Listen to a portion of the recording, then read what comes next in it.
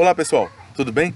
Dando continuidade aos nossos debates e diálogos semanais, hoje eu vou tratar de uma outra temática que diz respeito a algo caro para nós na sociedade, a um tema que ele faz parte de uma construção social, como tudo na vida, né? Mas que diz respeito a um processo possível no sentido de desenvolvimento de atos educativos, a uma perspectiva, um dos determinantes da saúde, a uma ação que pode ser pensada, ou fenômeno pensado enquanto negócio, a uma perspectiva necessária para o desenvolvimento das relações e, como diz lá Marcelino, não se trata apenas de uma sobremesa, mas necessidade da sobrevivência do humano no homem. Eu vou estar falando então, vou estar batendo esse papo com a gente aqui acerca do lazer, tá?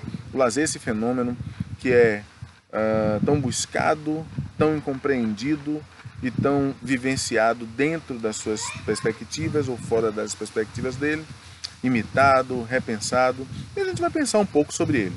E o que seria esse lazer, cara?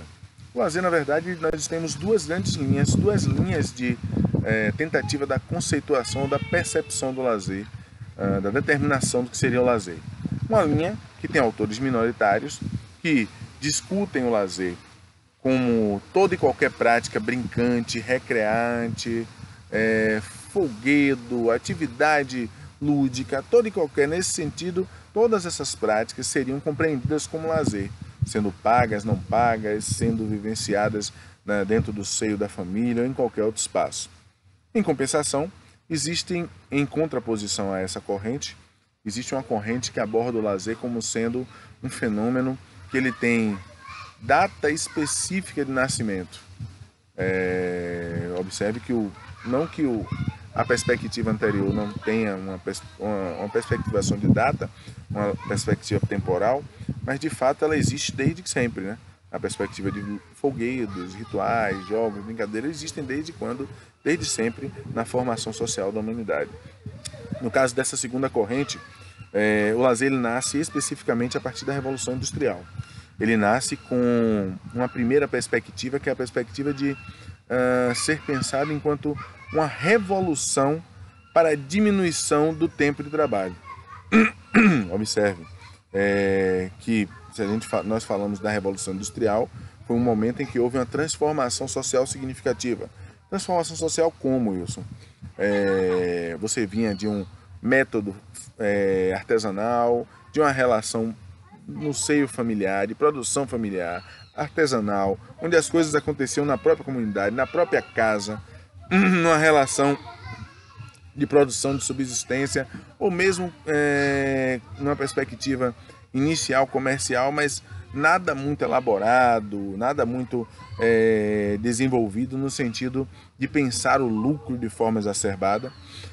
E quando a sociedade passa por a transformação, e aí nós temos como fator de transformação essa mudança no modo de produção, onde você começa a produzir em massa, em grande quantidade, com a implantação das fábricas, isso vai provocar uma série de mudanças na sociedade, mudanças nas relações familiares, mudanças porque a pessoa que trabalhava em casa, no seu espaço, ele passa a trabalhar num local da fábrica, porque aquela pessoa que dominava a produção, que produzia tudo, sabia, para produzir uma cadeira, sabia qual era a madeira, como era que lixava, como cortava, como pregava, tudo, dominava a produção, ele passa a não mais dominar, porque ele vai ser o responsável agora por cortar o braço direito da cadeira na fábrica. Estou dando só um exemplo para a gente tentar ir dialogando. E, logicamente, no espaço fabril, você tem um aumento do tempo de trabalho. Nós chegávamos a trabalhar até 16 horas dia. Wilson, mas no artesanal, em casa, não trabalhava também muito, mas quem determinava esse tempo do trabalho era eu. Era cada sujeito, cada pessoa. Então, essa transformação no modo de produção vai, logicamente, fracionar os tempos. Então, o tempo para produção, o tempo para alimentação, o tempo para as outras atividades vão ser, então, responsáveis por uma mudança de um todo social. E nesse sentido, surge o lazer a partir do termo licere, que significaria ser lícito, ser permitido, o lazer surge a partir dessa perspectiva, por essa segunda corrente, na busca de aumentar esse tempo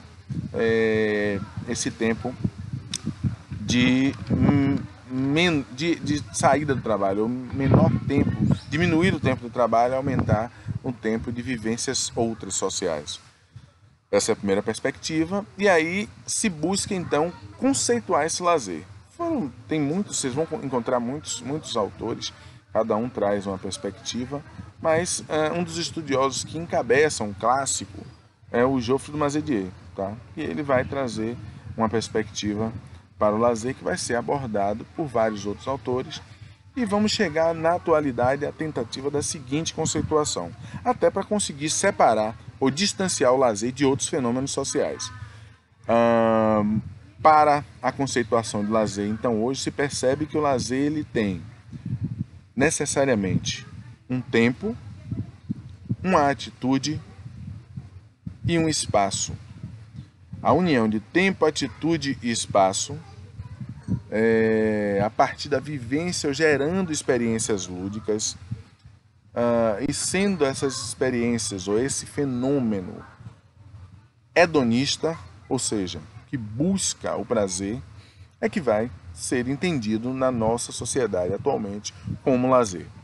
Mas Wilson, tempo, atitude e espaço, sendo hedonista, a ação sendo hedonista, gerando experiências lúdicas. Qual seria esse tempo? Qual seria essa atitude e qual seria esse espaço? O tempo que nós estamos falando aqui é um tempo onde você se desvencilhou, se livrou, se liberou de todas as atividades sociais, trabalhistas, familiares, de todas as atividades, e você vai estar num tempo, eu costumo brincar muito, que seria aquele tempo PN. Já ouviram falar nesse tempo? Tempo PN é o tempo, que vocês já devem ter ouvido falar, de prática nenhuma. Esse tempo é aquele tempo em que você está livre, está liberado. Hoje nós nos filiamos à ideia, se você for buscar Sarabacó, ela vai falar de tempo liberado. Se você for buscar o Marcelino, ele vai falar do tempo disponível. Eu me filio a essa ideia de que o tempo do lazer é aquele tempo disponível. O que seria esse tempo disponível? É o tempo justamente em que você se livrou de todas as obrigações, sejam elas de cunho econômico, financeiro ou pecuniárias ou não, obrigações diversas na sua vida. Então, para vivenciar o lazer, eu preciso estar nesse tempo. Mas estar nesse tempo por si só não me garante a vivência do lazer. Eu preciso, além de estar nesse tempo, eu preciso ter uma atitude específica. Qual atitude é essa, Wilson? É uma atitude também de desobrigação, uma atitude de filiação voluntária, ou seja, eu estou fazendo algo, me envolvendo algo, ou não fazendo nada, a partir de uma perspectiva minha, de uma atitude minha que é de desobrigação. Eu estou me envolvendo ou deixando de me envolver. Eu me envolvo na atividade, naquela ação, porque toda ação, seja eu estar aqui deitado na rede, seja estar em pé em um lugar, seja eu estar capinando ou fazendo a leitura, ela precisa ser desobrigada, não precisa ter pressão, não preciso estar fazendo, eu não tenho que estar fazendo essa ação por obrigatoriedade. Então, um tempo disponível, uma atitude desobrigada, espaço. Como assim espaço, Wilson? A escolha do espaço, ela precisa ser objetiva, ou melhor, desculpe, meus queridos, a escolha do espaço é uma escolha subjetiva. Eu escolho o espaço onde eu vou vivenciar. E para estar nesse espaço, eu não tenho que ter nenhum tipo de barreiras. Como assim nenhum tipo de barreiras, Wilson? Por exemplo, eu quero agora ir para um clube X. Mas para eu entrar nesse clube, eu preciso ser sócio. Para ser sócio, eu preciso pagar uma mensalidade. Então existe uma barreira para que todos da sociedade ocupem aquele lugar. Eu quero ir para um determinado evento, um show. Ora, mas para ir para esse evento, eu preciso pagar um ingresso, eu preciso ter um deslocamento, a depender de onde seja, ou num complexo tal, na região litorânea tal. Então eu preciso desembolsar, nem todas as pessoas têm aqueles valores, aquelas possibilidades. Então, nesse sentido, o espaço ele precisa ser um espaço de escolha subjetiva, para que de fato vivencie-se o lazer.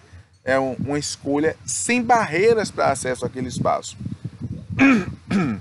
De posse desses 3 tópicos, eu vou estar envolvido na busca do prazer. Não quer dizer que eu vá ter prazer, mas na busca do prazer. E, logicamente, eu vou estar gerando experiências lúdicas. Isso seria o lazer. Seria essa situação específica. Mas, Wilson, e se eu pagar para ir para o lugar? É lazer? Por essa definição, pelo que nós acreditamos, não. Porque o pagamento seria uma barreira. Mas, Wilson, se eu tiver num tempo que minha esposa, meu marido, meu filho me pedir para eu ir para um determinado espaço, para um shopping, para eu ir até uma praça, mas eu não tenho... estou indo de certa forma, obrigado para cumprir obrigações familiares. Eu tanto não estou numa atitude desobrigada, como eu estou num tempo que é um tempo não de trabalho, mas um tempo de obrigações. Então eu não vou estar vivenciando lazer. Então perceba que muitas vezes nós acreditamos que estamos no lazer, mas nós não estamos. Porque o lazer diz respeito a uma condição onde se desenvolve cada sujeito de forma livre. Ele pode acontecer em casa, na rua, na fazenda, numa casinha de sapê, pode acontecer em vários espaços.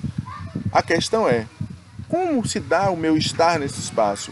Como se dá a minha relação naquele ambiente? Como se dá o meu estado de espírito naquele desenvolvimento de ação? Vocês compreendem? Porque o lazer, inclusive, ele pode gerar o que a gente vai chamar de 3Ds. Pode gerar o descanso, o divertimento, a diversão, ou o desenvolvimento pessoal e social.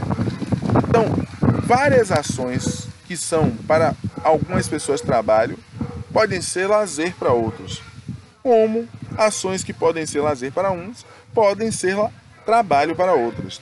Então, o lazer ele é um fenômeno complexo que implica no reconhecimento do que ele é, de fato, para que nós possamos estar vivenciando. Porque, em não estando consciente do que é esse lazer, eu posso estar vivenciando aquilo que nós chamamos de anti-lazer, aquilo que nós chamamos de semi-lazer, aquilo que nós chamamos de entretenimento, aquilo que nós podemos estar vivenciando uma pseudo-ludicidade do trabalho, ou uma produtivização daquilo que seria o lazer. Então, vários autores trazem uma série de fenômenos que são vivenciados na nossa sociedade hoje, pelo entendimento de que é lazer, mas de fato não estamos vivenciando o lazer. Por conta disso que eu digo que, além de ser muito importante o lazer, e na fala de Marcelino que eu falei logo no início, que eu trouxe no início, necessário para a sobrevivência do humano no homem, é preciso também que nós percebamos para que a vivência aconteça, é preciso que nós compreendamos o que é o fenômeno.